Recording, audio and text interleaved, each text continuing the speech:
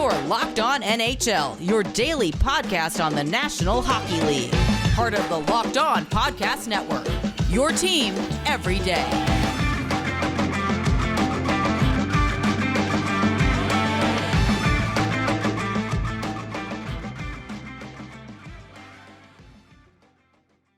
Hey, women's hockey fans. Welcome to the Women's Hockey Spotlight on Locked On NHL, part of the Locked On Podcast Network. I'm Erica L. Ayala, bringing you the Women's Hockey Spotlight, but also your host of Locked On Kraken.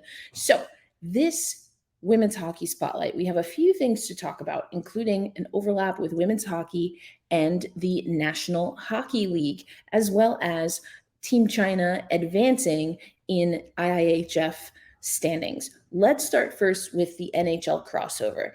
The first one actually I want to talk about is something that has not officially been reported, but happened right after our last Women's Hockey Spotlight.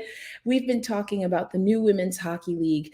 Doesn't have an official name yet, but many people are calling it the Professional Women's Hockey League, or the PWHL. And former Pittsburgh Penguins executive Brian Burke has been attached to this new league. Now, I, of course, know Brian Burke as an NHL executive, but also as I started getting more involved with the NHL and You Can Play, that's when I started learning more about Brian and the Burke family when it comes to hockey and the LGBTQ plus community.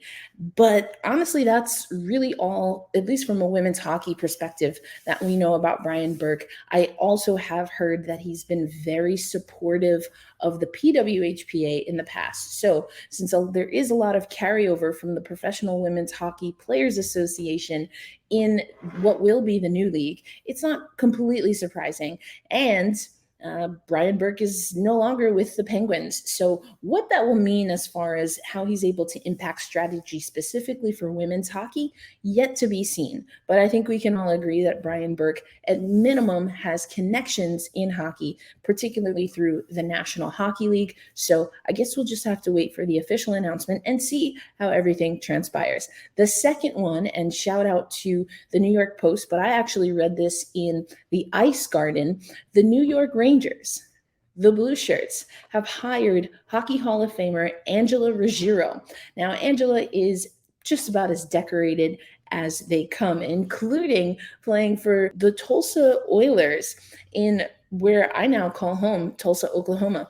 But Angela Ruggiero went to Harvard. She then went to Harvard Business School, but was also an Olympian and a pioneer for the women's program on the U.S. national team. The defender has pioneered also in sports business with Sports Innovation Lab, and her Fluid Fan project has been groundbreaking for a lot of people looking to tap into women's sports.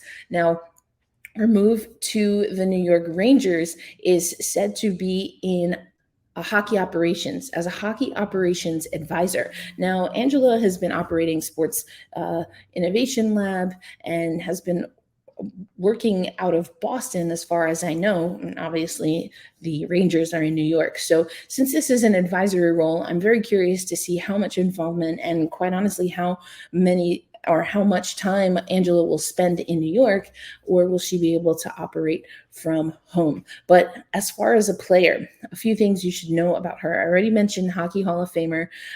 She has been listed as one of the top defenders ever in the U.S. program.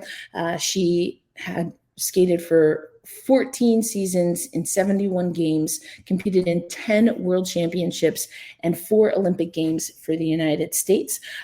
Also, again, executive at the international level, has worked with the International Ice Hockey Federation, bringing the Olympics to Los Angeles. She has been on the board for the Boston Athletic Association. And if you listen to Locked On Kraken, you know that I got to rub elbows with Angela Ruggiero as she was a business leader at the WNBA All-Star Weekend and has been to a lot of other women's sporting events over time. So Angela Ruggiero knows hockey.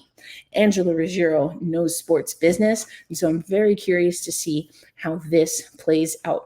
Finally, I want to take you over to the hockey news. And if you've been following Ian Kennedy, then you know that he has been following the IIHF World Championships Division 1B. Now, every once in a while, particularly the lower divisions, will have tournaments to see if any teams will be relegated up, or I should say promoted up or relegated down. There are multiple different divisions. And this year, just this week, China earned a spot at the World Championships. Now, the World Championships field in women's hockey has recently been expanded, so there's more opportunity now for the 1D or 1B division, and other divisions to be promoted up. The great story about China, if you know women's hockey, then you know that the Chinese Federation invested a lot of money to have what they called sports ambassadors who were from around the globe, mostly North America and some European skaters, and they had them play with the Chinese national team. They even invested in, at the time, 2 teams, which then got absorbed into one as part of the Canadian Women's Hockey League, or the CWHL. And that money that came into the CWHL from the Chinese Federation also helped the CWHL pay players for the first time.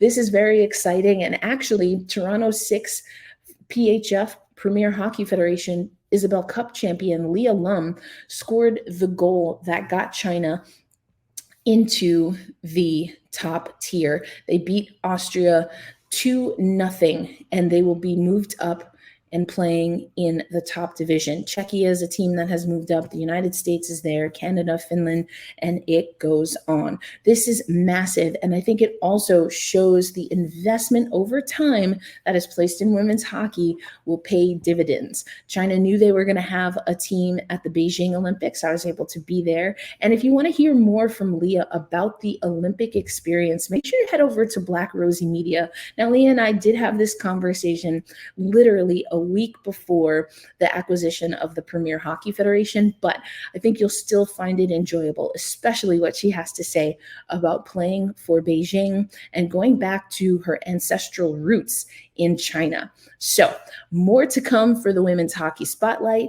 And if you really like learning more about women's hockey, make sure you like these videos, comment. But if you just can't wait for us to bring you more coverage, check out Black Rosie Media. That's my platform. You can also check out the Ice Garden. I mentioned Ian Kennedy in the Hockey News. They have a women's section on their website and are growing in their women's hockey coverage. The Athletic also has Haley Salvian, who is the lone reporter that is solely hired by a mainstream media company to cover women's hockey. And we're hoping to have more. But that's all for this Women's Hockey Spotlight. My name again, Erica L. Ayala, your host of the Women's Hockey Spotlight and of Locked On Kraken, part of the Locked On Podcast Network.